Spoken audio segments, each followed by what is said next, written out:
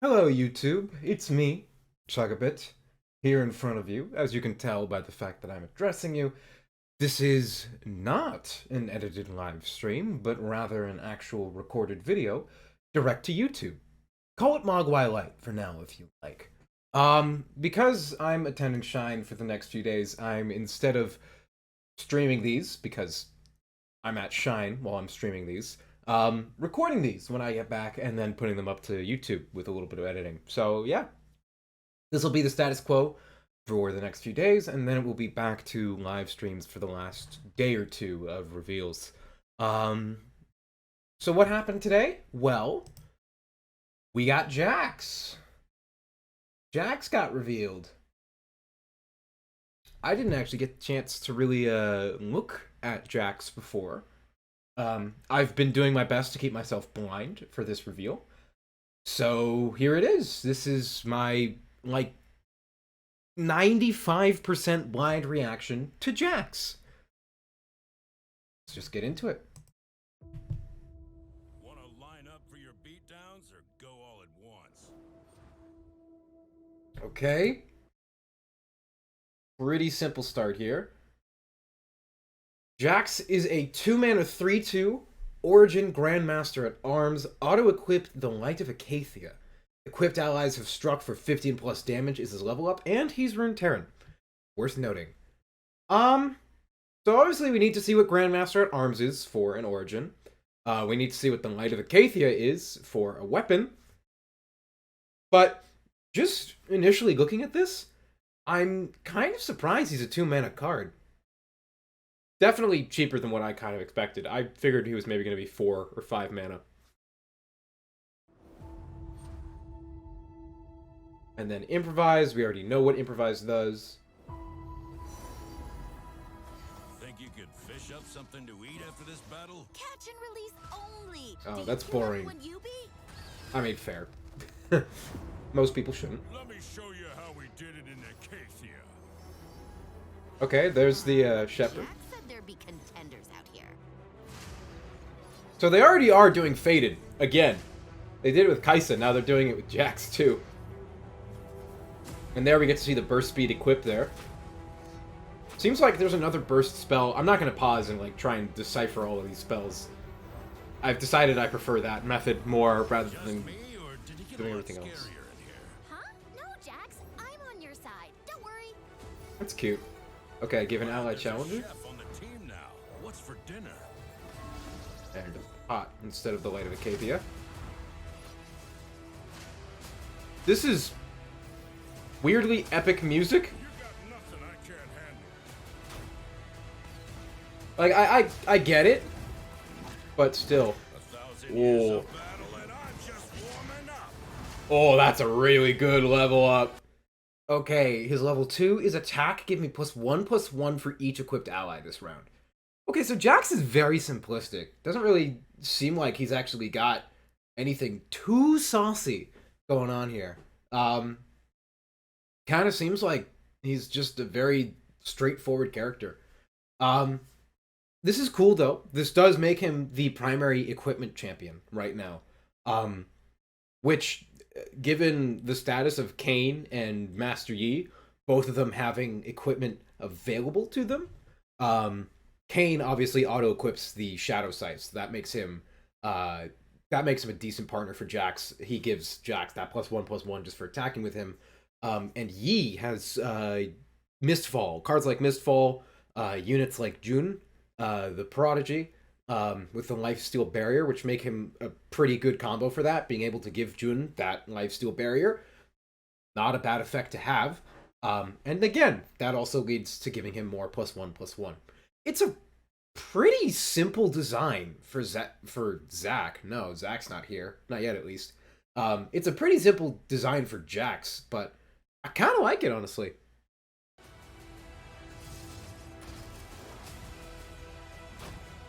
Keep that light burning. I'm Halvaligra. Okay, I guess that's Icathian. And now we see the Pantheon level 2 played again. Or sorry, he's level 1 again. Well, they seem to think Fated's the direction to take Jax. I mean, the intended pairing is definitely Jax and Yi, but they definitely are pushing the idea that Jax and Yi, or Jax can also work with Fade. You're gonna want to watch this. Winning never gets old. Winning is a pretty good thing, yeah. Alright, let's look at these cards in Mopolytics, shall we? And we're back. Alright, Jax, as we saw, is a 2-mana 3/2, with the origin being Grandmaster at Arms and auto-equips the Light of Icathia. We didn't get to see what either of those did in the video. We didn't show them off. And, well, that's because they're both a little bit boring. Grandmaster at Arms is very simply, you may put any Weapon Master card into your deck during deck building, very similar to Evelyn, where she just puts in cards that summon husks. Jax only lets you put in Weapon Masters, which is a little boring in my opinion. The Light of Icathia, on the other hand, is interesting in that it's a 1-mana 0/0 with quick attack, and if Jax is leveled, then the Light of Icathia has Overwhelm in addition. So I think, let's talk about this, right? Because Jax here is a very simplistic 2-mana 3/2. Out of all of the units that you can improvise with, Jax is the one you're going to want to improvise for the most, right? You're going to want to use the Shepherd in order to improvise on Jax so he can make value out of the bigger stat lines that you can get from weaponry. Especially because, without the Light of Icathia, if he doesn't have that, he's less protected because he won't have a quick attack. So you want to make sure you can have something to keep your Jax protected, and giving Jax some extra stat lines through the improvised weaponry can definitely help him in that regard. I think the other thing I'll talk about quickly before I move on to the Light of Icathia is his level condition. Equipped allies have struck for 15 plus damage. It's a little hard to gauge how hard of a level condition this is. A lot of Jax's cards open up for improvising. Pretty easy to kind of figure out how good that is on a lot of units. But outside of Jax, there's not a whole lot of ways to get equipment on people, which means you're mostly relying on, well, Jax. Jax and his unit is what's going to be able to keep you in the game in terms of equipping allies and leveling him up. If you don't have Jax and his units, then you kind of don't have a lot you can go off of. Conversely, the other thing to think about is this level condition. Allies have struck for 15 plus damage. It's not specifying that the equipment has helped allies do 15 plus damage, just that allies who are equipped have done 15 plus damage, which makes this an easier level condition in that regard. You're not going to be stuck trying to get a unit pushed all the way up to 15 power, right? You're not going to be forced to be using Soul Sword, which is Jax's stat line of +3/+2, and hopelessly singing with that on a single unit for the rest of the game, and then your Jax will level on like turn 10. No, that's not what's going to happen. It's just that as long as your ally has an equipment, whatever damage they do will count towards the level progression. So it's somewhat easy to level him up. Not too challenging, but that makes sense given his somewhat easier level 2. So moving on to the Light of Icathia. As we've mentioned, 1 mana 0/0 quick attack, and if Jax levels, it has Overwhelm. I'm not 100% sure how I feel about this weapon in particular. It's basically just a way to give Jax quick attack, and then on his level 2, it gets him Overwhelm. I think for the most part, you are going to want to try and improvise on Jax, and give him some other weaponry, or, you know, just equip something else instead, if you're main decking some weapons. Because, truly, I don't think that a quick attack and then a potential Overwhelm in some cases is that great an effect. I don't think you want to be using that most of the time. Now, the key thing that's worth noting is the Light of Icathia is separate from Jax. So, if your Jax goes down after he levels, then you have a quick attack Overwhelm equipment at 1 mana. And you can throw that on, like, your Master Yi. And now Master Yi has Overwhelm, which is a very easy way to give him Overwhelm, and it's something I've been talking about since basically day 1, when Yi got revealed. Okay, Yi will probably want Overwhelm in some regard, and now here you go. Jax and Yi are probably an intended pairing, and I mean, Jax just comes with a free way to give Yi Overwhelm, so long as you've done the damage you need to. Jax's level 2 bumps him up to 4-3, as per usual, and his new thing that he gets is an attack effect, which is give me +1/+1 for each equipped ally this round. We've been talking about how attainable is equip, right? Obviously, you can improvise a lot of things, and that will get you weapons to use, but how easy is it to equip units outside of that? I.e., can you swing with a board full of nothing but equipped units?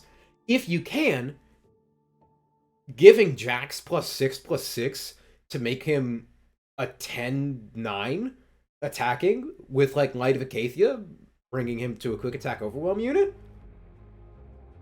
That's pretty good. I think Jax seems, again, it's kind of similar to Nora, in that I feel like Jax feels very Foundations. This feels like a champion they would have printed back in the days of Foundations, but with a modernized twist, right? Obviously, it's working around equipping, auto-equipping, all the fun stuff that comes with that. Improvise is a mechanic that seems more derived from the ideas of predict and manifest than something that's, you know, back in ye olden days of draw. Jax is just a very well-done unit, in my opinion.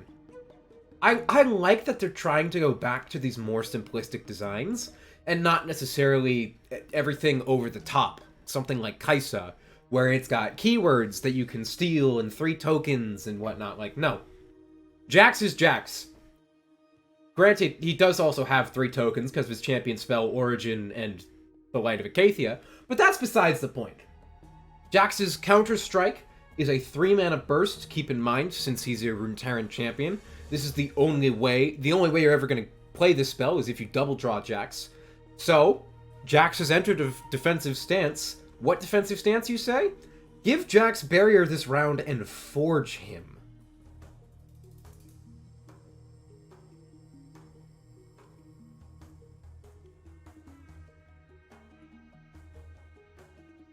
Do we know what forges?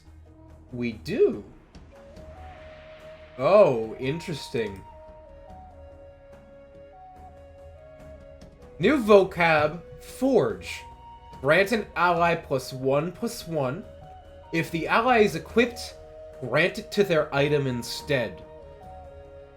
But the interesting part, new vocab, Forge. The fire burns as hot as the demigod who commands it. Okay. Well, if that's not definitive proof that we're getting Ornn this expansion, I don't know what is. So Forge is a very simple effect of grant an ally +1/+1. But if they're equipped, that's granted to their weapon instead. So that puts you in a situation where cards like Fireth, which are literally meant to die, you can play something like this on them, get a valuable trade with them. And, because I'm assuming there's going to be more Forge added to the game, you can, instead of granting it to them, because you know they're going to die, grant it to their equipment. It's kind of similar to Blades of the Fallen. We were talking about that, where that's the, I know this unit's going to die, but I'm still going to get value out of what they hold. This is a very similar concept of if you think a unit's going to die, forge on it, so you can give the stats that it's going to have to another unit down the line. And that's a smart way of playing. As a champion spell, giving Jax Barrier, probably going to be a strong effect, given that he's got Quick Attack almost natively, and Overwhelm, again, almost natively. So increasing his stat line and giving him Barrier, not a bad effect in the slightest. Especially if he is carrying the Light of Icathia, and you forge him with this. The Light of Icathia getting any amount of stats is not a bad thing at all. 1 mana +1/+1 Quick Attack Overwhelm is a nuts effect. So theoretically, this card holds some strength behind it. Okay, next up is Sharesies, a 2-mana burst spell Give an equipped ally the stats and keywords of its attachment this round, and equipped the attachment to another ally. Interesting! Ooh! Being able to put this on just... this is a great card for Pantheon Yuumi, which seems to be the intention behind its printing. Obviously, you know, equipment, but outside of that, this seems like something that can be run into a Pantheon Yuumi deck, too. You might run Paper Tree in Pantheon Yuumi at this point, just given all of the attach and equipment and all the benefits you can get from that. Sharesies, where you give something the keywords and stats, but then put the equipped ally or attachment, whatever is attached to the unit, onto another unit, seems really good for any Paper Dragon deck. Not Paper Dragon. Is it Papercraft Dragon? Whatever it is, Papercraft, the double attack 2/2. Putting that with Sharesies, give 2 allies +2/+2 and double attack. That is threatening as all hell. It's only for 1 round, but that really opens the door for OTK potentials. This seems really good for the base form of the deck in Pantheon Yuumi. I wouldn't be surprised if that makes a return to ladder in the next expansion at all, because this is a dominating effect. Anything that can run this with Papercraft, and that's anything that can run Papercraft, is probably going to want to run this, because this doubles the effectiveness of your Papercraft. And anything that is doubling effectiveness is inherently strong. Entrancing Lure is a 2-mana Ionia Noxus card. Give an allied challenger this round. If it's equipped, draw 1. Okay. Burst speed giving an allied challenger, not a bad effect. At 2 mana, it's a little wonky, especially since it's only for 1 round, right? If you're trying to give something challenger for longer than that, there are plenty of ways to do it in Demacia, or just run straight challenger units. But Ionia and Noxus are regions that don't have as good access to challenger. So being able to give an allied challenger in these kinds of region, not a bad idea at all. And then it comes with the upside that makes it runnable in Jax decks. Not runnable, but incredibly runnable in Jax decks. If it's equipped, draw run. Pretty feckin' good card we're staring at right here. Not really any big downsides to it. I think this could see main deck play potentially in both Ionia and Noxus. And in addition to that, it's, again, fantastic for Jax decks. The equipped draw condition is something they can achieve easily. And for the rest of them, right, Challenger's not the easiest thing to get, so having a burst speed Challenger, not too shabby. I would say, I think this could be focus speed, just from a design perspective. Because you don't really need to give something Challenger at burst. I guess it's for the burst speed potential draw. But, I slightly disagree with that, if that was the reasoning behind making this burst over focus. He seems simplistic, and I really do like this return to simpler designs, a simpler nature for the game. And obviously, we've got Ornn to look forward to on the horizon. If you were somehow doubting Ornn was going to be the last champion of the expansion, you know, while you were staring at this... Where is it? Yeah, if you were staring at this equipment icon and didn't think Ornn was coming to the game, I don't know what to tell you. That's one of the easiest reads in the book, my guy. Yeah, something cool to look forward to.